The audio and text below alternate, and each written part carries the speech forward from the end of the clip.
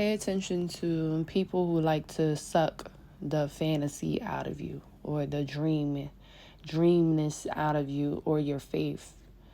Sometimes we get into connections with people and it feels like the hope or the faith that we once had or the joy or just the fantasy of life, it kind of just dwindles down.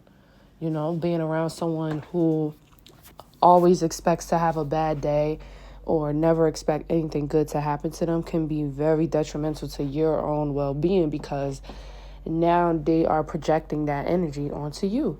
And you used to be so hopeful and excited, waking up with a smile, waking up just excited to live, to explore. And then you're dealing with someone who brings your energy level down because they're not that excited. They're too realistic. They're too logical. They don't have a fantasy, okay? They don't even really believe in God. They don't believe in just the fantasy of life. That's like you admiring the sunset or the sunrise or the trees or just the waves in the water, and someone else is just like, oh, it's just water, oh, it's whatever, oh, we see this all the time. It's like they can literally suck the fantasy out of you. And a lot of times people who are very optimistic about life and fantasies and dreaming and God, we end up matching with these people who are the total opposite.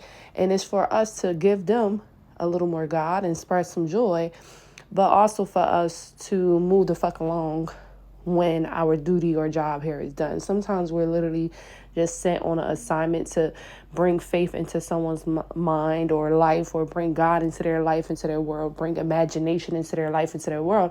But we're supposed to move on because they're not quite where they need to be yet, and it will definitely drain you and make you become unmotivated, and it's kind of hard. It's hard because you want to, stick it out and deal with someone, but when you see that they don't have that, it can definitely be draining and a lot, because it's just annoying. No one wants to deal with someone, especially if you're a female that's listening to me, a woman. You don't want to deal with a man that's just always whiny, or when you're like super excited because you did something at work, or you're just so excited about the imagination world, and you have someone that's just like, oh, whatever, oh, chill, just like so always dead and just not hopeful and imaginative. That shit can literally get to you, because now you're not that optimistic. You're not that excited, and a lot of times God will direct us away from these people once we have done enough to bring this new into their life. But it takes time for people to actually establish that new. So once we like drop the seed or plant the seed, it's time for us to move on, because again, they will literally suck you dry. But it sucks being that person that have so much faith, so much optimism about life, who's just so excited to be here, who cherish everything, who's grateful for everything. And then you're surrounded by people who literally just see things as what it is. Like, oh, it's just trees. Oh, relationships don't last. Oh, I'm still hurt from this one. Oh, my past friends ain't shit, so you ain't shit. People that just hold on to that hurt and pain, and they carry it into new situations around new people. You can be the new person or new people. And then next thing you know, months down the line from dealing with this person, all your spark is gone. All your imagination is gone. All your fun, excitement is gone. Like all your hopes and dreams. You don't even really dream as high as the sky anymore. You have more like realistic dreams that are more manageable by many people. When before you met this person or you got attached to this person, you were dreaming very, very big, and it was scaring you to the point where it made you want to keep going and keep soaring and believing and believing. Now this person has dumbed you down so much where you're doing shit that everyone else can do, and it's not really challenging you or your mind, because this person doesn't believe in that. You know what I'm saying? Like, they just believe in the logic, what is in front of them. They're not really dreaming and hoping to have a good day. This is someone that wakes up and they're like, oh, another day. And they might text you, oh, have a beautiful, marvelous day, and da-da-da. But then a couple minutes later, they're whining and complaining and bitching. So they really didn't apply that in the morning when they didn't say, oh, I'm going to have a good day, I'm going to lift my spirits up. They just kind of faked it.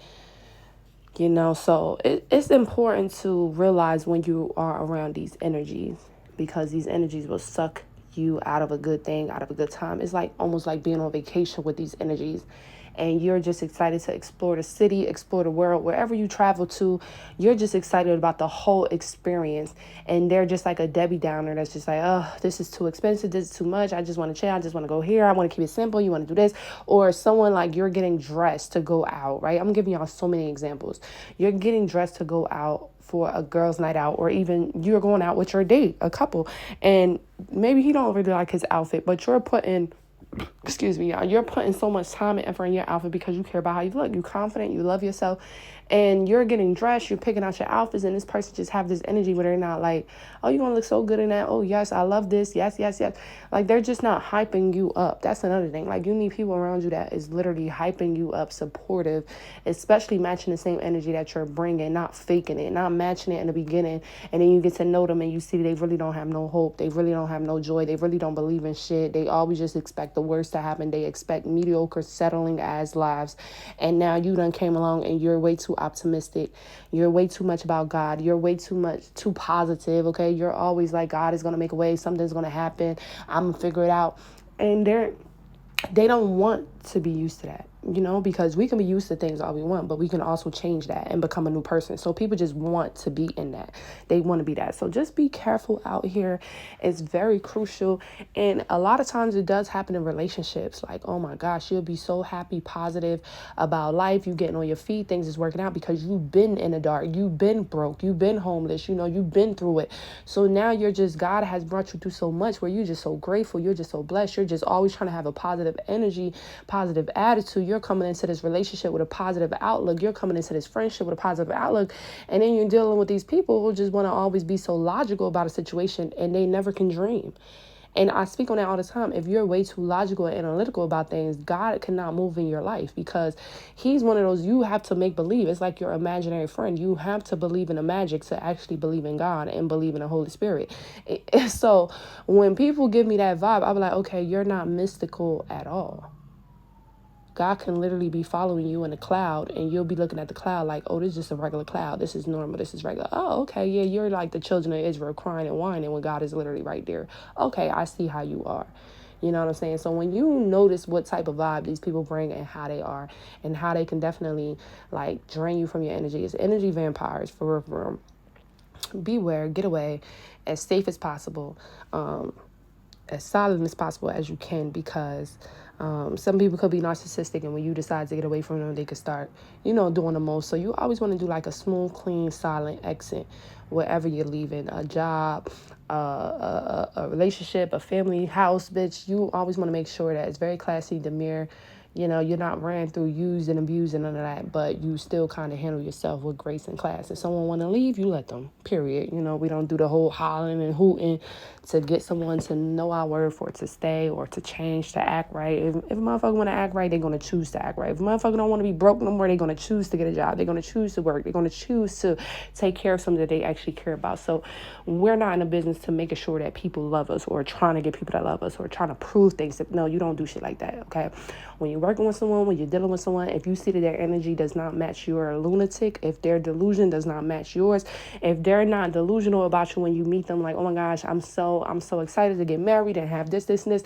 If they're too logical about, hey, I need to do this right now and do this, maybe it may not work, because you need someone that does think about the future and is mystical and in la la land about it. You know what I'm saying? So if you have someone that's like, oh, I need to do this right now and focus only on this right now, and they're not noticing what God is bringing into their life for them to actually focus on, this is someone you need to get away from, okay? So, yeah, don't let nobody drown you out, drain you out, buy you out, sell you out, none of that bullshit, okay? Stand on 10 toes, and when you notice that someone is not matching your energy, get the fuck away from them, because next thing you know, you ain't gonna have no energy to match because they took all your good energy, period. I love y'all, and I'll catch you on my next video. Bye.